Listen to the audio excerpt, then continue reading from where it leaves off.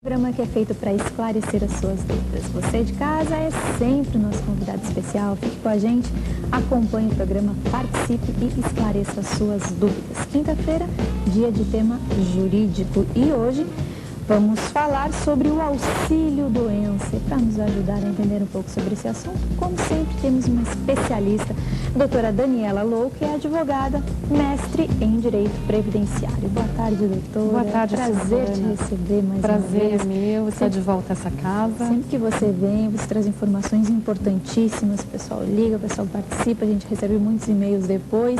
Que bom. Realmente esse é um tema, inclusive, que sempre gera muitas dúvidas, muito interesse. É verdade, né? Com certeza. E hoje a nossa repórter Michele Silva também tem reportagem especial pra gente. O que será? Dúvidas sobre o seu imposto de renda? Saiba mais daqui a pouquinho na matéria, aqui no programa Consulta ao Doutor. Então, já, além do auxílio-doença, a gente vai saber um pouquinho mais também sobre, enfim, as contribuições aí do imposto de renda já.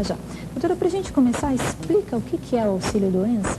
Então, Silvana, o auxílio-doença, ele é um benefício da Previdência Social de caráter contributivo, portanto, apenas as pessoas que estiverem filiadas e contribuindo para a Previdência Social é que terão direito a este benefício. Então, o primeiro requisito dele, ele depende de contribuição.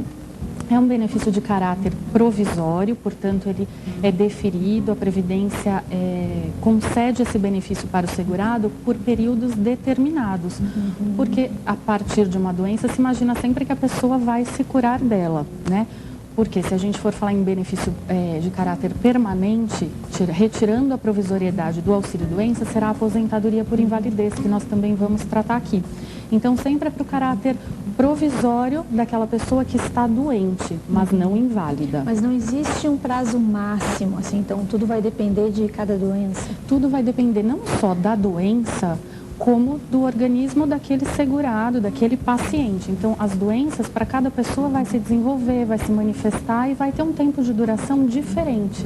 Então, muitas vezes a gente ouve falar, mas o meu auxílio-doença, pela mesma doença do meu vizinho, do meu amigo, demorou mais para terminar do que o meu, mas isso vai depender de caso a caso. Mas, a princípio, enquanto a pessoa estiver doente, nesta condição, o benefício tem que ser mantido. Então, esse é o requisito. Quem paga é a Previdência, não é a empresa. Então, assim, nos primeiros 15 dias a pessoa manifestou a doença, nos primeiros 15 dias quem vai arcar é a empresa em que a pessoa trabalha. Do 16º dia em diante é que é a Previdência Social que vai efetuar o pagamento. Então, aí a pessoa ou a empresa vão dar entrada no benefício previdenciário dizendo para a Previdência Social, o meu trabalhador está doente. Já paguei 15 dias, agora é a sua vez de pagar, porque essa pessoa contribuiu, ela está afiliada ao sistema, ela contribuiu, ela tem a carência, que é o número mínimo de contribuições que a gente também vai conversar, e ela faz jus ao benefício. Então, primeiros 15 dias é o empregador que deve pagar. Do 16º em diante, sai dos cofres da Previdência em virtude da contribuição feita pelo segurado. E a partir de quando o segurado tem direito a esse benefício? Por quanto tempo ele tem que contribuir para poder pedir um auxílio-doença? Então, exatamente aí que vai entrar o que se chama carência, que é um número mínimo de contribuições que o segurado deve verter para o sistema. Então, ele deve pagar mensalmente o seu carnê ou estar registrado, e aí isso é debitado diretamente do Olerite, no mínimo por 12 meses. Então, contribuiu 12 meses, ele já tem direito, já faz jus ao auxílio-doença. Ele pode requerer que ele, se estiver doente, se preencher todos os requisitos que a Previdência exige, vai ser concedido. Caso contrário, não, e aí vão ter desdobramentos que a gente também vai conversar. E quais são esses requisitos, então, para que a pessoa possa fazer jus ao benefício? Na verdade, assim, estar doente é um fato que tem que ser comprovado, né? Não basta a gente falar estou doente, principalmente para a Previdência Social, a gente tem que comprovar essa doença, né? E mais do que comprovar a doença, é comprovar que eu devo me afastar da atividade laboral. Então, o que o segurado, o trabalhador, vai ter que ter guardado em casa e ir colecionando com o passar do tempo do seu tratamento médico? Todos os relatórios, pedir sempre que o médico detalhe esses relatórios, preencha com o CID, o início do tratamento, quais são as sequelas que a pessoa tem, e em virtude delas é que ele deve ficar afastado do trabalho, né, ter esta restrição.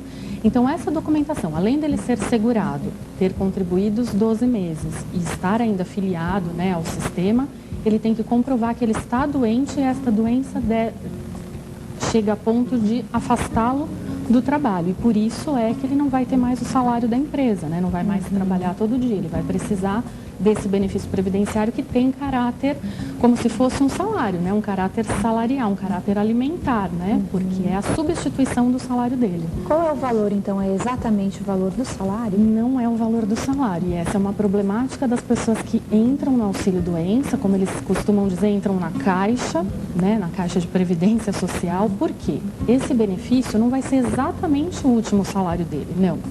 Vai ser 91% de uma média de julho de 94 até a data do requerimento do benefício dele.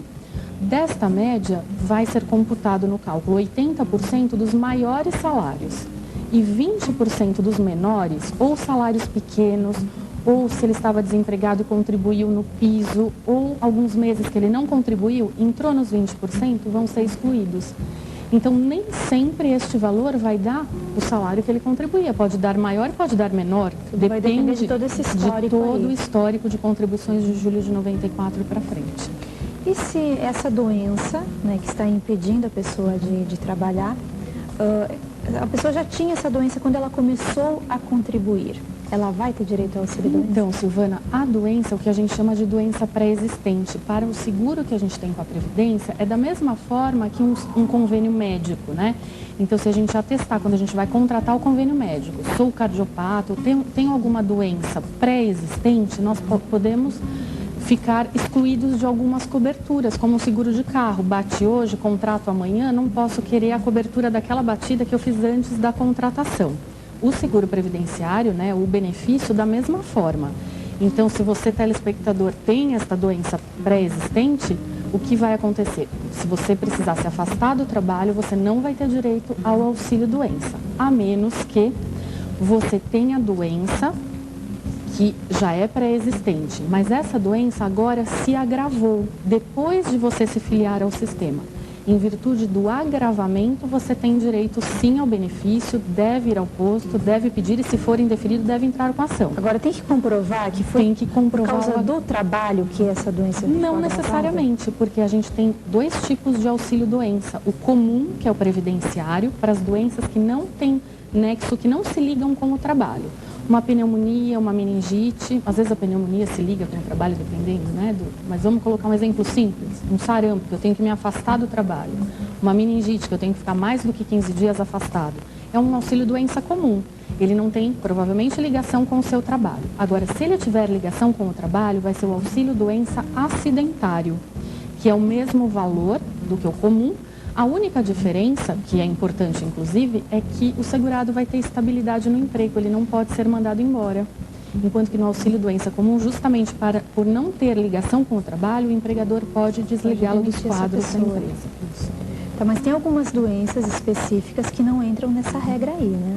Não entram na regra da carência, de ter um número mínimo de contribuições, como o HIV, o câncer, a tuberculose e algumas outras que constam já do rol da lei da Previdência, da lei de benefícios, que não há necessidade desta carência, desse número mínimo de contribuições. Se vinculou, se filiou ao sistema, teve esta doença, não há necessidade de ter as 12 contribuições. Ou no caso do auxílio-doença acidentário, também é dispensado dessa carência se a doença for em virtude de um acidente, que pode ser de qualquer natureza. Aí se dispensa da carência, porque na verdade é um fato que não se esperava que fosse acontecer, né?